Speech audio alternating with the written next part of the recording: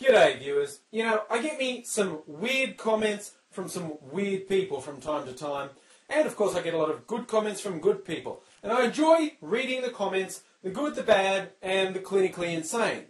But what's also a little bit of fun is I get comment notifications from YouTube that go to my Gmail account, and of course you get a message on Gmail, they try and match the ads to the content of the message. And that leads to some very interesting, supposedly related advertising for my YouTube comments. One that keeps cropping up for any video where I've mentioned religion is titled The Atheist's Riddle, and it has a little tagline that says, "So simple a child can understand it, yet so complex no atheist can answer it." And hey, you know, I'm intrigued, and so I eventually clicked on it to see what it was. And it was just some knockoff of a famous bit of so-called philosophy called Pascal's Wager, with a little tag like, "Ooh, send money and I'll send you all the answers you want to life."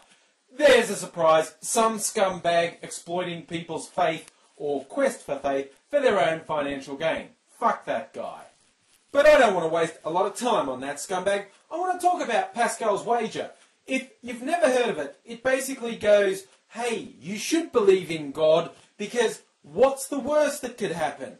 If you do believe in God, but God doesn't exist, well, you haven't lost anything. But if you don't believe in God, and He does exist, you will be punished, and so believe in God just to hedge your bets, apparently.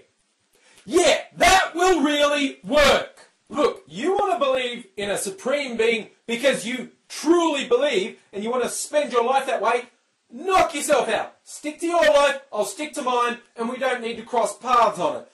But if you think hedging bets with a supreme being is going to work, you're a moron. How do people actually picture this happening?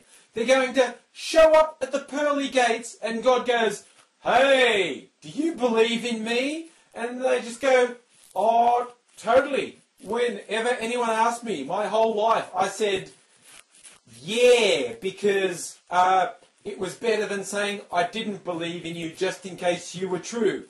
And that's going to be enough for your supreme being, is it? Listen, you may be into the idea of following a God that'd be sucked in by a pathetic ruse that a 10-year-old would see through, but if I had a God, He would kick your ass from one end of creation to the other, and you'd be neck deep in brimstone before you knew what was what. So you better hope I'm not right. Oh yeah, and my God has a sense of humour too. So when He kicks your ass off the long drop, then He'll share a drink with the true believers of all faiths and the atheists, who will laugh at what happens to hypocrites. And the agnostics will stand around not being sure if they believe what they just saw or not.